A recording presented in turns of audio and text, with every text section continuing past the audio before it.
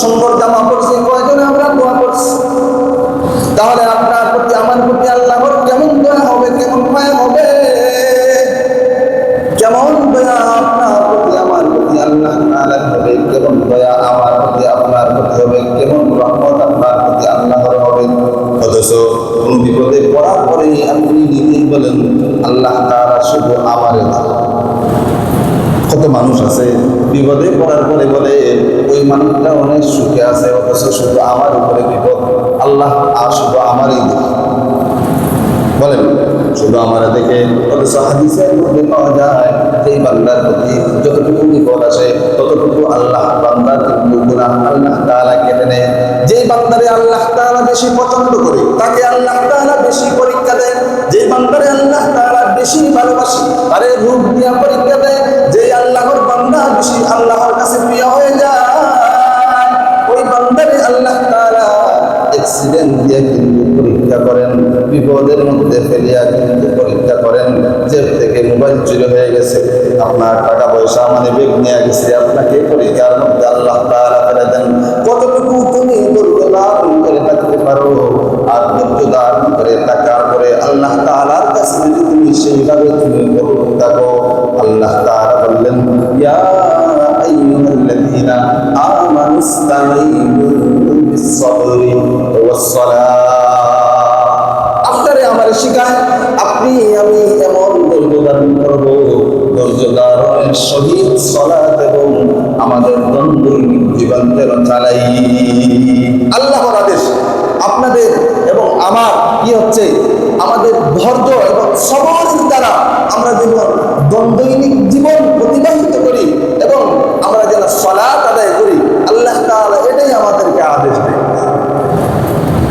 রব্বুল আলামিন আপনারে সুন্দর করে বানাইছে, আমারে সুন্দর করে বানাইছে, অথচ আমরা না শুকরিয়া এখন বান্দা।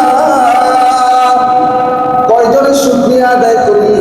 আমাদের না শুকর করার কারণে আমাদের জীবনের মধ্যে ঝামেলা, আমরা না শুকর বান্দা হওয়ার কারণে আপনার জীবনের ভিতরে ঝামেলা, শুধু বিপদ আসে। এমন দুনিয়ার জমিনে আল্লাহ বলেছিলেন, এমন দুনিয়ার জমিনে হযরত শাহ ওয়ালিউল্লাহ দেহলভী রহমাতুল্লাহি আলাইহি বাবা একজন শাহ আব্দুর রহিম দেহলভী রহমাতুল্লাহি আলাইহি, যিনি প্রখ্যাত মুফাসসির ছিলেন। আমরা যে কিতাব পড়ে মাওলানা হয়েছি, আমরা যে কিতাব পড়ে মানুষ মাওলানা হয়, যারা হাফিজ সাহেব এবং মাওলানা মুফতি সাহেব হন, সেই বড় কিতাবের উস্তাদ বুখারীর দ্বিতীয় খণ্ডের লেখক হচ্ছেন শাহ ওয়ালিউল্লাহ এবং শাহ আব্দুর রহিম দেহলভী রহমাতুল্লাহি আলাইহি। এমন দুনিয়ার জমিনে আল্লাহর বান্দারা ছিলেন, এমন দুনিয়ার জমিনে আল্লাহর বান্দারা ছিলেন। আল্লাহকে ডাকার সাথে সাথে কুদরতের মাধ্যম দিয়া, ইলহাম দিয়া ওই কানের মধ্যে আল্লাহর জবাব আসে।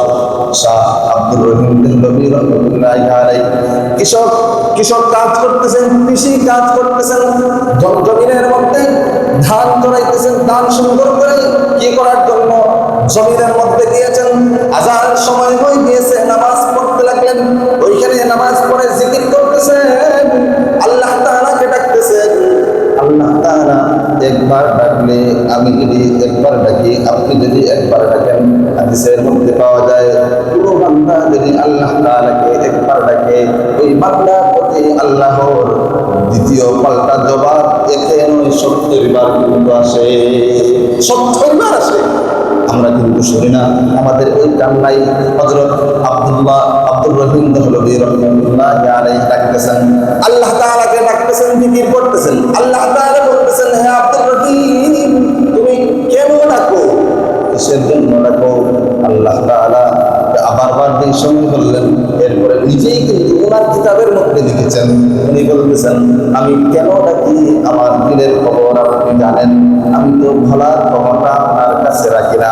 আপনি বলছেন আমাকে ডাকার জন্য, কাজ হলো আমার, আমি আপনারে ডাকবো। আমার দিলের খবর আপনি জানেন, দিলের খাইশ আপনি পূরণ করবেন। আপনার কাছে আমার কোন চাওয়া নাই, আপনি তো আমার ভিতরের খবর জানেন। আপনি বলেছেন শুধুমাত্র আপনাকে ডাকার জন্য আমি ডাকতেছি, আমার কাজ ডাকা, আর আপনার কাজ হচ্ছে আপনি দিবেন। এখন কি দিবেন আমার মনের ভিতরে আছে, আপনি ভালো করে জানেন। وسيق الذين الذين كفروا إلى جهنم زمرا هو الله الذي لا إله إلا هو আল্লাহ তাআলা কোরআনের মাধ্যম দিয়া কোরআনের আয়াত দিয়ে আপনারে বোঝায় আমাদের বোঝায় একমাত্র দিনের খবর জানবে ওয়ালা হচ্ছেন মাবুদ তিনি কে আল্লাহ। এখন আমরা দুনিয়ার জমিনে দৈনন্দিন জীবন চালাইতেছি, আমাদের উপরে বিশ্বাস নাই, নিজের উপরে নিজের বিশ্বাস নাই।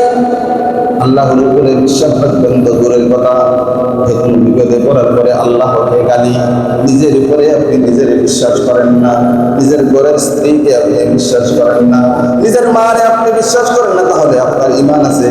না না, ঈমান নাই, আমার আপনার ঈমান নাই। নিজের ঘরের মধ্যে আপনি কাউকে বিশ্বাস করতে পারেন না। একটাবার চিন্তা করেন, আপনার ভিতরের মধ্যে বিশ্বাসী আপনার ঘরের মধ্যে কয়জন আছে? বলে না না, একজন